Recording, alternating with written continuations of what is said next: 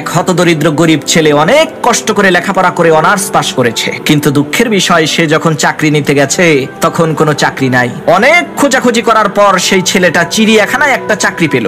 আল্লাহর কি কুদরত, সেই ছেলেটা চাকরি পাওয়ার কিছুদিন পরেই ওই চিড়িয়াখানার বাঘটা মরে গেল। তখন চিড়িয়াখানা কর্তৃপক্ষের লোকেরা চিন্তিত হয়ে পড়লো, এখন কি করা যায়, কারণ চিড়িয়াখানায় বাঘ না থাকলে তো দর্শকেরা চিড়িয়াখানায় টাকা দিয়ে টিকিট কেটে ঢুকবে না। তখন চিড়িয়াখানা কর্তৃপক্ষের লোকেরা বাধ্য হয়ে ওই অনার্স পাশ করা ছেলেটাকে বলল, তুমি যদি বাঘের পোশাক পরে চিড়িয়াখানার বাঘের খাঁচার মধ্যে ঢুকে বাঘের মতোই তর্জন গর্জন দিতে পারো, তাহলে তোমার বেতন আমরা ডাবল করে দেব। এদিকে সেই গরিব ছেলেটাও কোনো উপায় অন্তর না পেয়ে চিড়িয়াখানা কর্তৃপক্ষের এই প্রস্তাবে রাজি হয়ে গেল। নিয়ম অনুসারে যথারীতি প্রত্যেক দিন সে সকালবেলা বাঘের পোশাক পরে বাঘের খাঁচায় ঢুকতো এবং বিভিন্ন অঙ্গভঙ্গি আর কায়দা কসরত দেখিয়ে দর্শকদেরকে আনন্দিত করত। এইভাবে ভালোই চলছিল তার সময়। একদিন হঠাৎ করে সে খাঁচার মধ্যে খেলা দেখাতে গিয়ে খাঁচার সেই পুরাতন বেড়া ভেঙে তার পাশেই থাকা সিংহের খাঁচার মধ্যে গিয়ে পড়ল।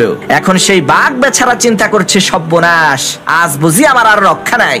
আমি যে কোন রকমের বাঘ সেটা তো চিড়িয়াখানার দর্শকেরা বুঝতে না পারলেও আমি তো জানি। আজ এই সিংহের পেটেই আমাকে যেতে হবে। এই চিন্তা করে সেই বাঘ বেচারা দোয়া দরুদ পড়া শুরু করেছে। অমনি ওই সিংহ বলতে লাগলো, বাঘ ভাই, তুমি চিন্তা কইরো না, আমিও সিংহ না, আমিও তোমার মতো অনার্স পাশ করা একজন বেকার ছেলে, পেটের দায়ে সিংহ সেজে খেলা দেখাই।